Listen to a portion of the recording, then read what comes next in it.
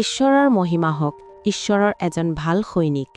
মই সেই উত্তম যুদ্ধত প্ৰাণপণ কৰিলোঁ, নিৰূপিত পথৰ শেষলৈকে দৌৰিলোঁ, বিশ্বাস ৰাখিলোঁ।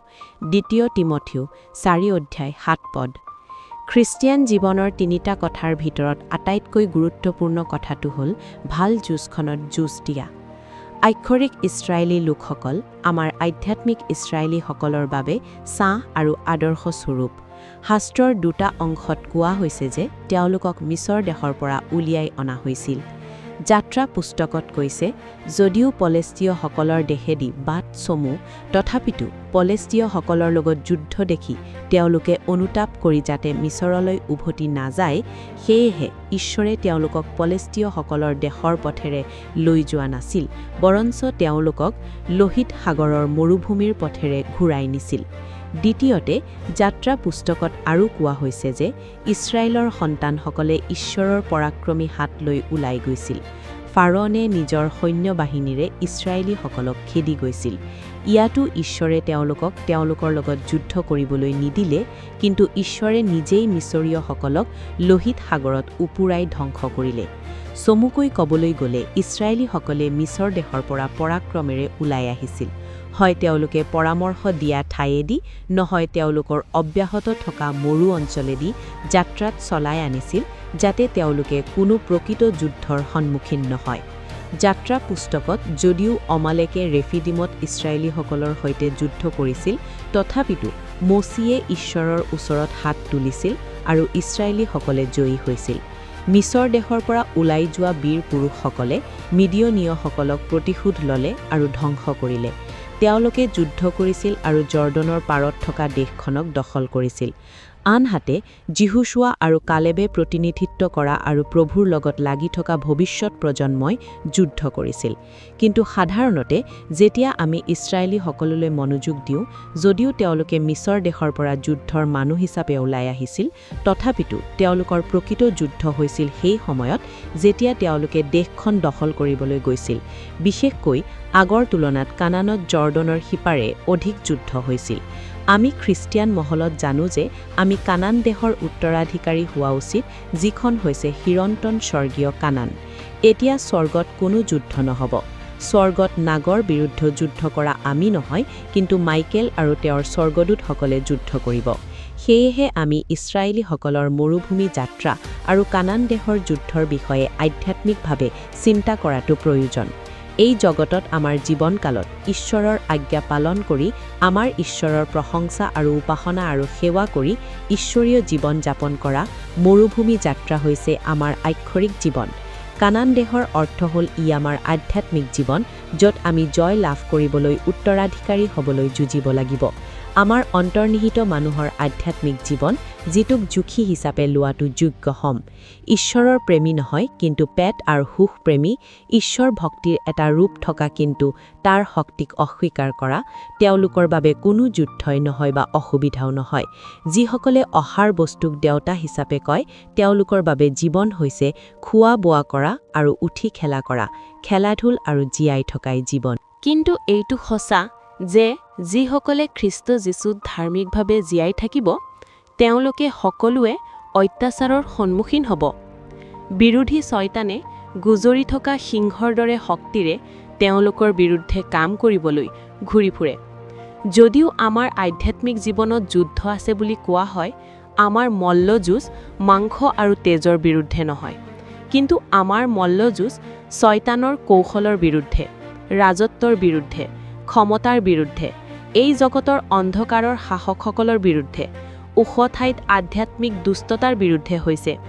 গতিকে আহক আমি নিজকে ঈশ্বৰৰ ওচৰত সমৰ্পণ কৰোঁ আৰু এজন ভাল সৈনিক হিচাপে শয়তানক প্ৰতিহত কৰোঁ, তাতে সি আমাৰ পৰা পলাই যাব।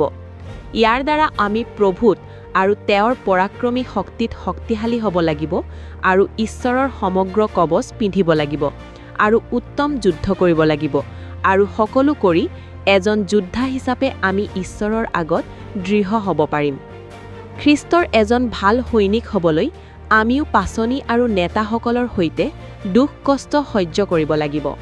পাচনিসকল হৈছে সেইসকল যিসকলে খ্ৰীষ্টৰ শৰীৰস্বৰূপ মণ্ডলীৰ কাৰণে নিজৰ মাংসত সকলো দুখ কষ্ট সহন কৰে। খ্ৰীষ্টৰ দুখ কষ্ট যেনেকৈ তেওঁলোকৰ মাজত প্ৰচুৰ হয়, তেনেকৈ আমিও খ্ৰীষ্টৰ দুখ কষ্টত অংশগ্ৰহণ কৰাৰ সময়ত তেওঁলোকৰ সৈতে আনন্দিত হোৱা উচিত। যদিও যীশু ঈশ্বৰৰ পুত্ৰ আছিল, তথাপিও তেওঁ যি দুখ ভোগ কৰিছিল আৰু সিদ্ধ হোৱাৰ দ্বাৰাই তেওঁ আজ্ঞাকাৰিতা শিকিছিল, সেইকাৰণে আহক আমি তেওঁৰ দুখ কষ্টৰ অংশীদাৰ হওঁ আৰু আজ্ঞাকাৰিতাত সিদ্ধ হওঁ। যীশুৱে যেনেকৈ ক্ৰুশীয় মৃত্যুলৈকে আজ্ঞাকাৰী হৈ জীয়াই আছিল, তেনেকৈ আহক আমিও মৃত্যুৰ আগলৈকে আজ্ঞাকাৰী হৈ জীয়াই থাকোঁ হওক। আহক আমি আজ্ঞাকাৰিতাত মিথুন হওঁ, যিটো এজন ভাল সৈনিকৰ আটাইতকৈ গুৰুত্বপূৰ্ণ বৈশিষ্ট্য। ইয়াৰ দ্বাৰা আমি তেওঁৰ কৰ্মক শেষলৈকে ৰাখিব পাৰোঁ আৰু যীশুৰ সৈতে শক্তি লাভ কৰিব পাৰোঁ।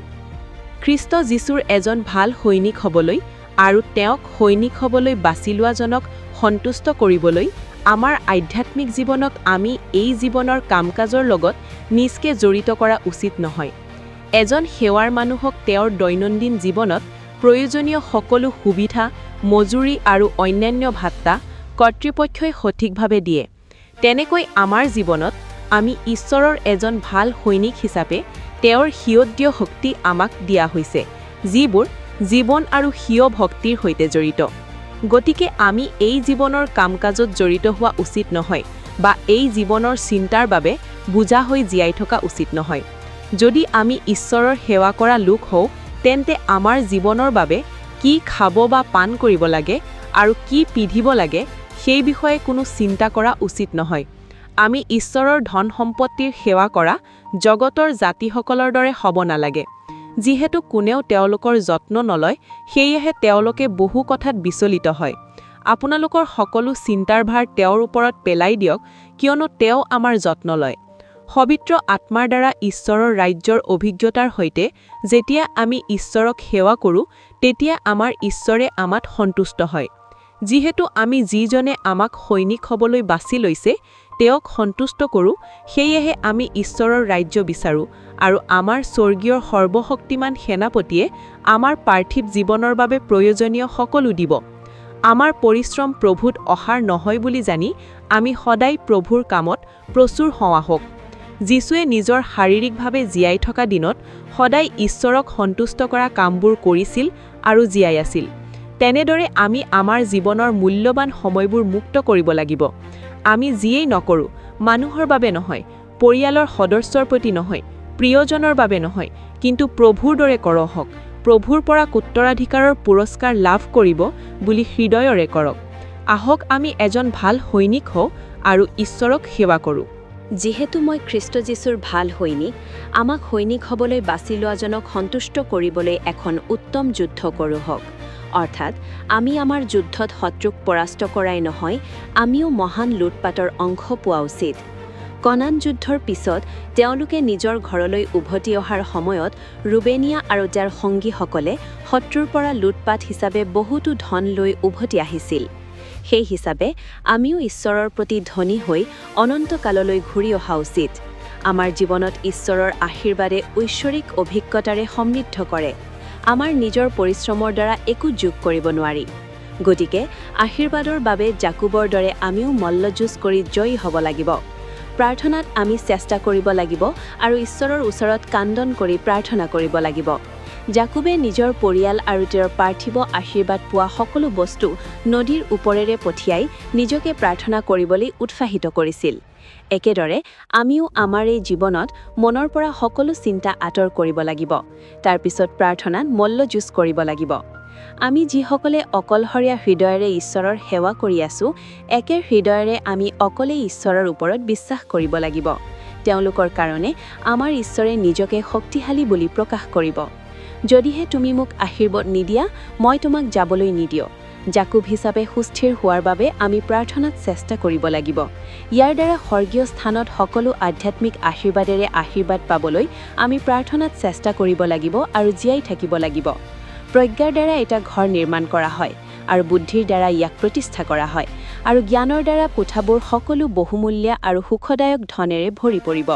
গতিকে ঈশ্বৰ আৰু খ্ৰীষ্টৰ সকলো ৰহস্যৰ নিশ্চয়তা বুজিবলৈ আমাক যুদ্ধ কৰিবলৈ এখন ডাঙৰ যুদ্ধৰ প্ৰয়োজন আছে। তাৰ বাবে আমি শ্ৰমৰ অভ্যাস কৰিব লাগিব। তেতিয়াহে আমি মহান ধন লৈ আমাৰ চিৰন্তন ঘৰলৈ উভতি যাব পাৰিম। কেৱল সেয়াই নহয়, সকলো কৰি থৈ থিয় হ'ব পৰা বা আমি তেওঁৰ আগত গৌৰৱময়ভাৱে উপস্থিত হোৱাৰ প্ৰয়োজন। গতিকে মানুহৰ পুত্ৰৰ আগত থিয় হৈ সদায় প্ৰাৰ্থনা কৰক, যাতে আপুনি ঘটিব পৰা এই সকলো কথাবোৰৰ পৰা হাত সাৰিবলৈ যোগ্য বুলি গণ্য কৰা হয়। গতিকে খ্ৰীষ্ট যীশুৰ এজন ভাল সৈনিক হিচাপে ভাল যুদ্ধ কৰক আৰু জীয়াই থাকক। তেতিয়া আমাক জীৱনৰ মুকুট দিবলৈ আমাৰ প্ৰভু আমাৰ সৰ্বশক্তিমান কেপ্টেইনৰ আগত উপস্থাপন কৰা হ'ব। আমাৰ প্ৰভুৱে আমাক শক্তিশালী কৰক আৰু এই অভিজ্ঞতাবোৰ পাবলৈ অনুগ্ৰহ দিয়ক।